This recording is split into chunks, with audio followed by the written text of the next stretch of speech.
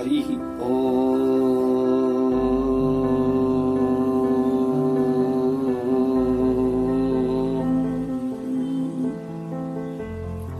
Vasudeva Sutam Devam Kamsachanuramardanam Devaki Paramanandam Krishnam Vande Jagadguru.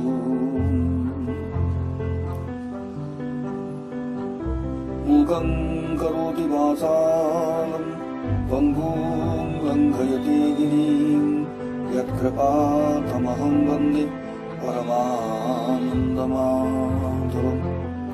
Yang Brahma Varunendra Rudramarutah Tanvanti Divyaistavir Vedihi Sangha Padakramopaniषदि Gayanti Jang Samagaham Dhyanavastita Tadgadena Manasa Pasyanti Jang Yogino Jasyantang Vidusura Suragana Devaya Tasmai Namah. Om Namo Bhagavate Vasudevaya. Om Namo Bhagavate Vasudevaya. My dear spiritual friends, co-seekers, we are going to discuss today about the enlightened self, the embodied soul who has controlled his nature, having renounced all actions by the mind inwardly, dwells at ease in the city of 9 gates, neither working nor causing work to be done. The 9 gates are the 2 eyes, the 2 ears, the 2 nostrils, and the mouth, and the 2 organs of excretion and generation. The sovereign self doesn't create for the people agency, nor does he act, nor does he connect works with their proofs. It is nature that works out these. The all-pervading spirit doesn't take on the sin or the merit of anyone. Wisdom is enveloped by ignorance, thereby creatures are bewildered. Each soul is not a separate monad, eternal and changeless.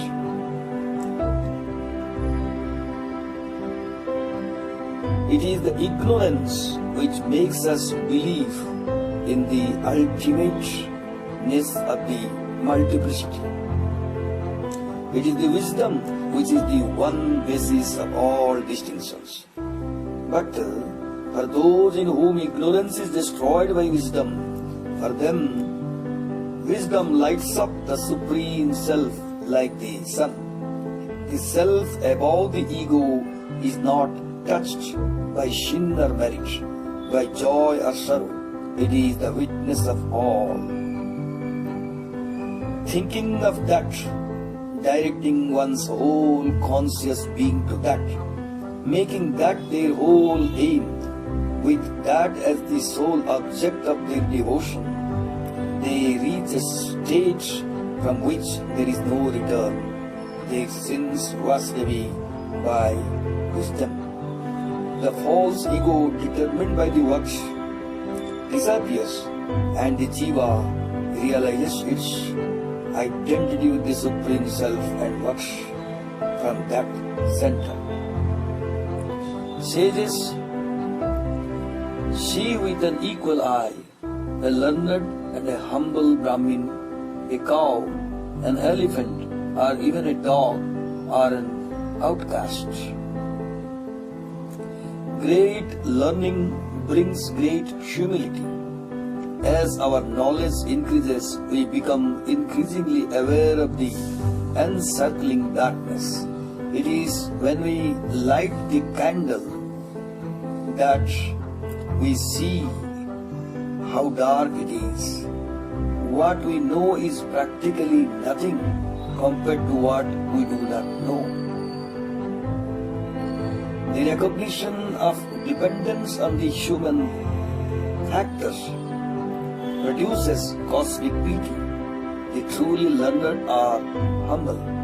The eternal is the same in all, in animals as in men, in learned Brahmins as in despised outcasts.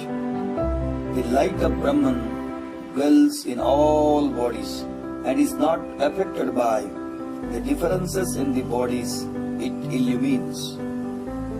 The characteristics of the Supreme Being, conscious and bliss, are present in all existences, and the differences relate to their names and forms, that is, their embodiments.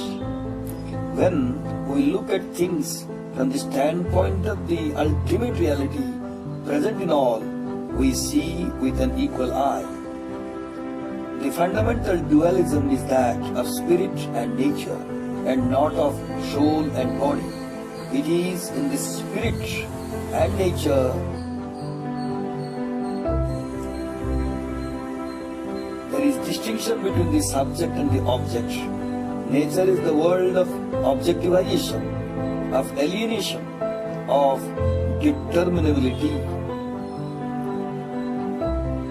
There we have the distinction of minerals, plants, animals and men, but they all have an inner, non-objective existence.